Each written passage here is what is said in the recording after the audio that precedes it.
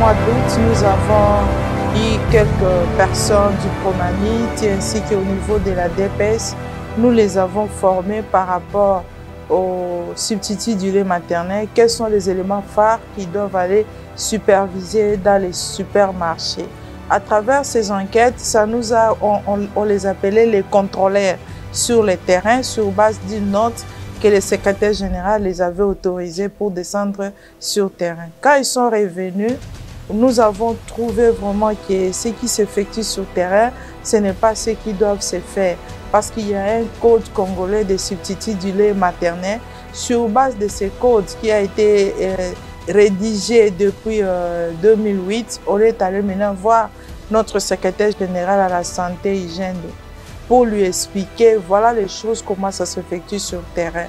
Et comme il a toujours été aussi sensible par rapport à la nutrition et sécurité alimentaire, il a écrit une autre circulaire qui doit être mise en vigueur à partir du mois de janvier, que les substituts du lait maternel ne peuvent plus jamais se vendre dans les supermarchés, sauf au niveau du pharmacie, et la personne qui doit aller s'approprier doit avoir une note médicale ou note écrite près des nutritionnistes signée par le médecin pédiatre. En ce moment-là, la mère peut s'approprier de ces substituts du lait maternel. Comme je dis toujours, en cas extrême, on peut autoriser.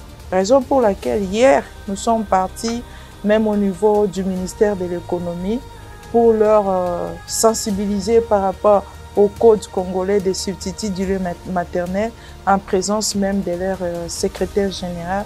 Ça s'est bien passé. Nos collègues du ministère de l'économie, ils ont vraiment compris l'importance et la place de l'allaitement maternel pour l'enfant, car c'est son droit de bénéficier du lait maternel. Comme je ne cesserai jamais de le dire, à chaque espèce son lait, parce que tu ne verras jamais une chienne avec son petit chien de ramener auprès d'une lionne en disant que veux-tu faire téter les petits chiens que je viens d'avoir. Non. Donc de la même chose aussi avec nous, le mère, nous sommes censés, parce que quand on parle d'une mère, la mère c'est quelqu'un qui apporte de l'ombre, la protection, le soutien. Et nous, on est censé de soutenir cette mère-là, de protéger cette mère-là, de promouvoir l'allaitement maternel. Pour l'enfant, l'enfant d'abord qui est allaité au sein de sa mère, cet enfant, il communique avec sa mère. Il y a l'échange de l'amour entre la mère et l'enfant. La mère donne l'affection à son enfant. Et ça réduit même les risques de maladies infectieuses chez l'enfant. Et un enfant qui est en train de bénéficier du lait maternel chez sa mère, c'est le premier même vaccin que l'enfant bénéficie quand il est en train de prendre le lait maternel durant les 3 premiers jours juste après son accouchement. Et dès que l'enfant a eu son premier vaccin, en attendant qu'il puisse avoir le vaccin qu'on leur donne, il a déjà bénéficié du premier vaccin qui va maintenant renforcer son système immunitaire. Aujourd'hui, il y a beaucoup de taux élevés de la rougeole de gauche à droite. Si vous regardez bien, la majorité de ces enfants qui sont en train de mourir, ce sont les enfants qui n'ont pas été bien suivis, bien allaités, comme on dit, l'allaitement maternel optimal. C'est l'allaitement qui se donne d'abord dans l'heure qui suit l'accouchement.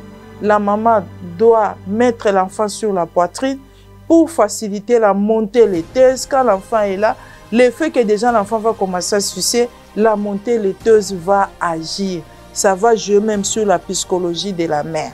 À ce moment-là, le premier lait qui sort lourd de couleur jaunâtre, dès que l'enfant en bénéficie, c'est ça déjà son premier vaccin qui vient de renforcer son système immunitaire. Et l'enfant va maintenant téter jusqu'à 6 mois. Pendant ce temps-là, même si l'enfant présente des problèmes de santé, ça ne va pas l'affecter. L'enfant va agir différemment d'un enfant à qui elle n'a pas bénéficié de l'allaitement maternel de sa maman. En dehors de ça, pour la mère maintenant, bon, quand je dis jusqu'à 6 mois, à partir de 6 mois, on introduit maintenant d'autres aliments qui viendront maintenant compléter l'allaitement maternel. Parce qu'à 6 mois, l'enfant, le lait maternel ne couvre plus le besoin nutritionnel de cet enfant. Donc, ça ne couvre plus comme ça couvrait à 100%. Ça devient maintenant 50-50. D'où il faut ajouter d'autres aliments, des compléments. Et maman continue avec l'allaitement maternel jusqu'à 2 ans, y compris l'aliment des compléments. Et la maman va s'approcher auprès des nutritionnistes qui vont lui expliquer comment elle peut faire nourrir son enfant avec les aliments des compléments. Voilà, comme je dis, investir dans l'homme, ça commence le fondement qui est l'allaitement maternel. Donc, je conseille aux mères d'allaiter leurs enfants. 47% des enfants qui souffrent de la malnutrition chronique, c'est trop. Quand on parle de carencés, c'est-à-dire sur 5 enfants, 3 déjà ont un problème de la malnutrition chronique, dont leur avenir est déjà hypothéqué.